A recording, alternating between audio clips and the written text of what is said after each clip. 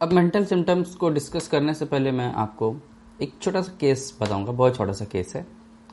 और इस केस में हम देखेंगे कि किस तरह से हम मटरा मटका के थ्रू उस केस में एंटर कर सकते हैं, किस तरह से हम रेपर्टरी के थ्रू उस केस में हम एंटर कर सकते हैं। बहुत छोटा सा केस है, इसमें आपको मदद मिलेगी कि ऑब्जर्वेशन सिम्टम्स किस तरह से हमें सीधे अपने मटरा मटका की तरफ ले जाते हैं और सीधे रूब्रिक्स की तरफ ले जाते हैं और रेमेडी तक हमें पहुंचा देते हैं। बस हमें करना क्या होता है, उन सारी चीज़ों को कलेक्ट करके एनालाइज करना होता है कि ये कहाँ है, ऐसा कहाँ लिखा हुआ है और इसमें एक अलग चीज़ क्या है। ये मैं माइंड मेथड के थ्रू बताऊंगा आपको एंड मटरा मटका के थ्रू। तो ये जो केस है ये एक मेरे घर का ही केस है। ये बहुत पुराना है। जब स्टार्ट में मैं होम्योपैथी सीखना स्टार्ट किया था मैंने, एक 8 साल पहले की बात है, 8 या 9 साल पहले की बात है, तब का केस है। ये मेरे भांजे का केस है। एक रात को मैं सोया हुआ था और बगल वाले कमरे में मेरी सिस्टर और भांजे, छुट्टियों का गर्मी में हमारी छुट्टियां पड़ती हैं हमारे यहाँ बच्चों की, तो मेरा जो भांजा आया हुआ था और सिस्टर आई हुई थी, तो वो सोया हुआ था। तो रात को अचानक से मेरी सिस्टर आई और बोली कि ये रो रहा है बहुत और इसको कान में दर्द हो रहा है, तो कुछ दवा है क्या। तो मैं उस वक्त मेडिसिन घर में भी रखा करता था, अब नहीं रखता, क्योंकि मैंने मेडिसिन रखना स्टार्ट किया था अपने घर वालों के लिए। पर दिक्कत यह आ गई कि जब मैंने मेडिसिन रखना स्टार्ट किया तो अड़ोस पड़ोस के लोग उसका गलत यूज़ भी करने लगे, यानी कभी भी आकर डिस्टर्ब कर देना 2 बजे 3 बजे। तो मैंने वो हटा दिया, अपने घर से हटा ही दिया, वो मेडिसिन का जो किट था वो हटा दिया मैंने। तो आते हैं केस पे। मेरी सिस्टर आई और उसने बोला रात को कि ये रो रहा है, उसका नाम सनी है और सनी है, वो रो रहा है और उसका कान दर्द कर रहा है, तो कुछ मेडिसिन है क्या। तो मैं जब गया सनी के पास, जो मेरा भांजा था, तो मैं देख रहा था वो जब उसकी मम्मी उसके पास गई तो फिर मम्मी को लिपट के, यानी मम्मी का हाथ रख के अपने पास में ऐसा सो रहा था घुस के, और मम्मी को बोल रहा था मम्मी वो दुख रहा है, मम्मी वो दुख रहा है, मम्मी बहुत दुख रहा है, और वो रोए जा रहा था एकदम। मतलब आपको देख के थोड़ी सी दया आएगी, अरे यार बच्चे को कितना दुख रहा होगा, कैसे रो रहा है। कुछ इस पैथेटिक जैसा एक बोल सकते हैं आप, वो उस हालत में बेचारा रो रहा था कान, यानी इतना जोर से भी। अभी मेरी दीदी मुझे उठाने आई और वो बगल वाले कमरे में थी, तो ये तो श्योर है कि वो इतना जोर से नहीं चिल्ला रहा था, जोर से आवाज धाड़े मार मार के वो नहीं रो रहा था। वो रो रहा था, अपना दर्द प्रकट कर रहा था, अपना जो पेन है वो अपनी मम्मी को बार बार बता रहा था कि मम्मी ऐसा हो रहा है। और उसकी मम्मी आई मेरे पास, यानी मेरी जो सिस्टर है वो आई, उन्होंने बताया। तो फिर मैंने इस केस में सिम्टम लिए, मुझे रेमेडी तो पता चल गई, मैंने वो रेमेडी दे दी।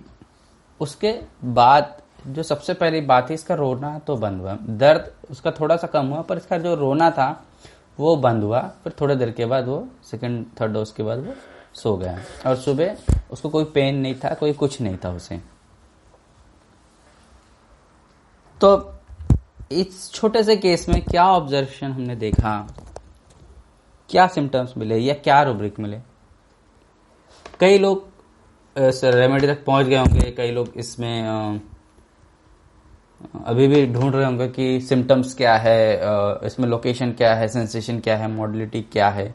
ये तो कुछ बताया ही नहीं मैंने, फिर कैसे रेमेडी तक पहुंच गए। पर इसमें से ऐसे भी लोग होंगे इस ग्रुप में जिन्होंने बता दिया होगा यही रेमेडी दी होगी सर ने और यही रेमेडी, क्योंकि वो जानते हैं कि जो डेटा अवेलेबल है वो इतना सटीक है या वो इतना इम्पोर्टेंट है इस केस में कि हम इसमें से भी केस को सॉल्व कर सकते हैं। अब मैं आता हूं कि जिन्होंने सॉल्व किया होगा या जिनको ये रेमेडी समझ गई होगी, उन्होंने कैसे किया होगा मैं ये बताता हूँ। अगर हम मटरा मडिका ओपन करें,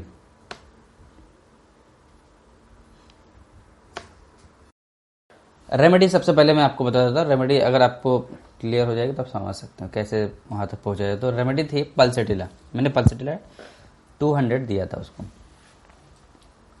तो अब पल्सेटिला में अगर आप एलेंस की नोट खोलेंगे तो वहाँ पे एक जगह पे लिखा हुआ है weeps easily almost impossible to detail her ailment without weeping. उसके नीचे अगर आप आएंगे तो लिखा हुआ है specially in disease of women and children. अब अगर आप मटरा मडिका में देखोगे तो यहाँ पे क्लियरली जो कंडीशन मैं देख रहा था उस वक्त रात में, कुछ वैसा ही यहाँ पे दिखाया हुआ है। क्या लिखा है? Weeping easily almost impossible to detail her ailment without weeping. वो क्या कर रहा था? वो रोए जा रहा था और बता रहा था अपनी मम्मी को कि कान दुख रहा है, कान दुख रहा है, कान दुख रहा है। तो ये चीज वहां पे सीधी सीधी लाइन लिखी हुई है। इसमें अभी ये नहीं दिख रहा है कि लेफ्ट राइट वेट, लेफ्ट में दुख रहा है, राइट दुख रहा है, थ्रोबिंग दुख रहा है, कैसा दुख रहा है, बाइटिंग हो रहा है, बर्निंग हो रहा है, क्या हो रहा है, वो कुछ नहीं लिखा हुआ है उसके साथ कहाँ रेडिएट हो रहा है। पर ये लाइन जो मैंने देखी वो लाइन यहाँ लिखी हुई है। नेक्स्ट नीचे अगर आऊंगा तो specially in diseases of women and children, और ये क्या था? ये बच्चा था, चिल्ड्रन था। तो दो चीजें मैं एक लाइट वे में आपको समझा रहा हूं, ऐसा डायरेक्ट कुछ उसमें कमेंट मत कर दीजिएगा। एक इजी वे में अगर आप समझेंगे तो यहाँ पे क्या दिख रहा है? बच्चा है, कान में दर्द है और वो रो के ही बता रहा है, उस चीज को रो रो के बता रहा है। यानी सिम्टम्स क्या हुआ? सिम्टम को अगर सिंपल फॉर्म में मैंने लिख दिया तो क्या हुआ? बच्चा है, रो रहा है और उसके कान में दर्द है और वो उस दर्द को मम्मी को बता रहा है। तो यहाँ पे भी क्या हो रहा है? वो बता रहा है अपने दर्द को बिना रोए, सॉरी रो के। अब अगर हम इस सिम्टम्स को केंट में देखेंगे तो आपको वहां दिखाएगा Pulsatilla is commonly indicated in earache of children when the children is gentle। अब ये जो बच्चा था वो बेचारा जैसा लग रहा था और वहां लिखा हुआ है, केंट ने यहाँ लिखा हुआ है कि it is commonly indicated in year एक ऑफ चिल्ड्रन। यानी इतना कॉमनली पल्सेटिला को आप यूज कर सकते हैं ईयर एक में, जब पर कंडीशन दिया हुआ, ऐसा नहीं कि हर केस में आपको पल्सेटिला देना है, पर जब बच्चा जेंटल हो। अब यहाँ पे बच्चा जेंटल है या नहीं है वो कैसे समझ में आया?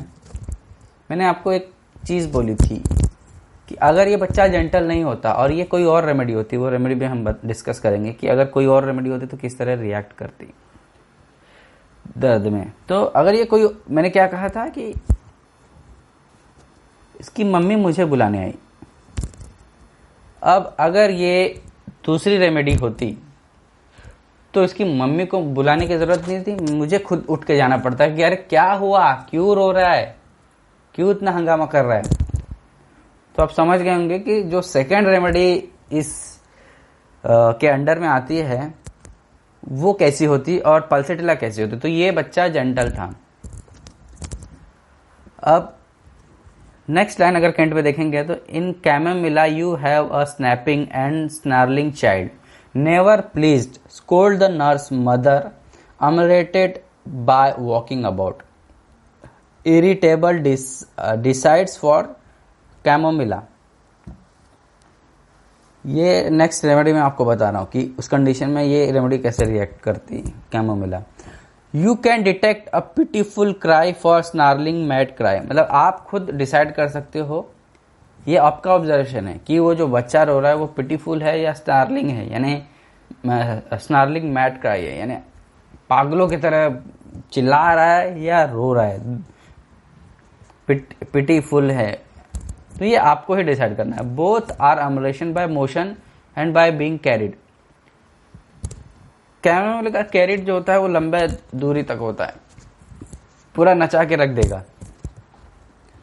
पर पल्सेटिला का जो केयरिंग होता है वो सिर्फ soft touch, soft care, petting से ही अमलेट हो सकता है। Both want this and that and are never satisfied, they want amusement. But the Pulsatilla child when not amused had a pitiful cry and Chamomilla child है snarling cry. यानी pulsatilla को अगर आप खुश नहीं करोगे तो वो पिटीफुल रोएगा। पिटीफुल यानी दुख या ऐसा जिससे आपको सहानुभूति आ जाए, ऐसा रोएगा।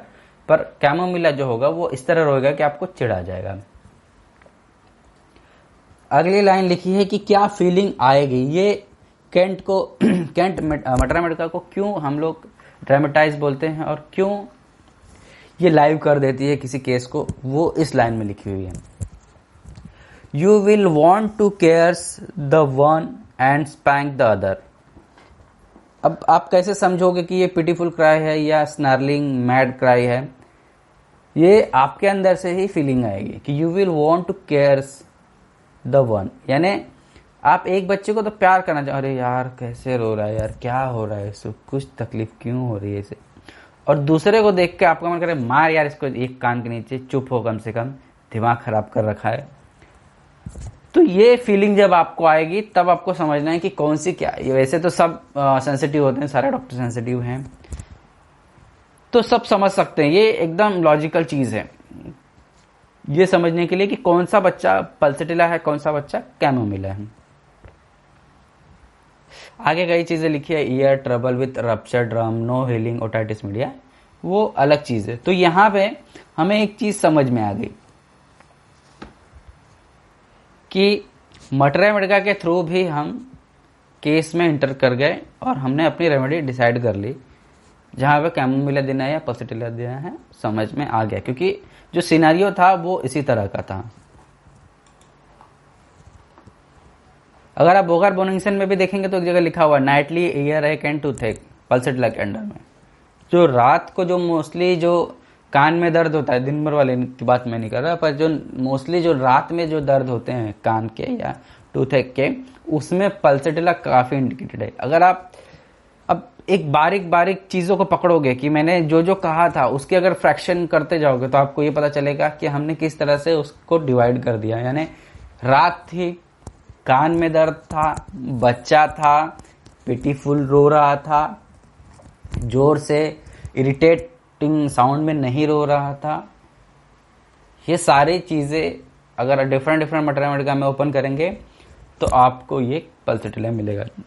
यानी नाइट था, यानी नाइट एग्रीवेशन, नाइट में ही वो तकलीफ हो गई उसके, जो हम देख रहे थे उस वक्त प्रेजेंट वो ये थी। तो नाइट अगर आप मॉडलिटी लेंगे तो नाइट आपको मॉडलिटी मिल गई। अगर आपको लोकेशन लेना है तो ईयर उसकी लोकेलिटी मिल गई।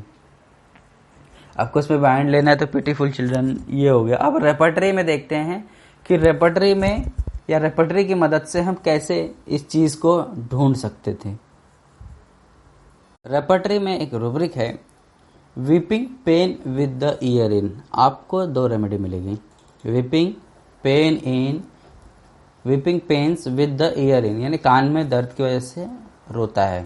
आपको मार्क्ड दो ही रेमेडी ही मिलेगी, कैमोमिला एंड पल्सिटिला। अगर आप माइंड रूब्रिक में जाएंगे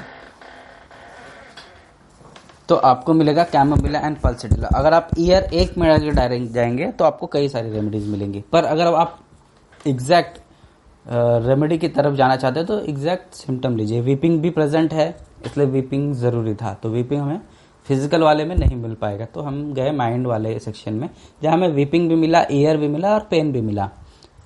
तो जब हम ये रूब्रिक देखेंगे हमें कैमोमिला और पल्सिटिला मिलेगा। अब जो उसका वीपिंग था वो किस तरह का था, पीटीएस था, पिटीफुली वो रो रहा था। तो वीपिंग पीटीएस में अगर आप देखोगे तो क्या मिलेगा आपको, पल्सिटिला। ऊपर रहम आ जाएगा, आपको रहम करो ऐसा। नेक्स्ट क्या था, कंप्लेनिंग। ये कंप्लेन कर रहा था अपनी मम्मी को ये बार बार बता रहा था मम्मी कान दर्द कर रहा है, रो रहा है और बता रहा है, रो रहा है और बता रहा है। तो आप कंप्लेनिंग पिटीफुल चिल्ड्रन इन अगर आप लोगे तो भी आपको यहां पल्सिटिला आएगा। तो इस तरह से अगर हम एक जो इंसिडेंस होता है उसे जब हम लोग एनालाइज करते हैं तो हम इतनी बारीकी से करें, उसके हर एक फ्रैक्शन को पकड़ें। मतलब वो नाइट भी हमने अगर मैथमेटिक्स में ढूंढा, नाइट पकड़ा, वीपिंग पकड़ा, पिटीफुल पकड़ा, चिल्ड्रन पकड़ा, ईयर पकड़ा, मतलब एक एक के कंपोनेंट्स को जब जोड़ा तो रेमेडी अपने आप आ गई। कहने को तो ये छोटा सा केस था, पर उस छोटे से केस में सारी चीजें ऐसी थी जिससे हम रेमेडी तक पहुंच सकते थे। और इस तरह से हम वहां पे पल्सिटिला प्रिस्क्राइब कर पाए, और पल्सिटिला देने के बाद मेरा जो भांजा था वो ठीक हो गया।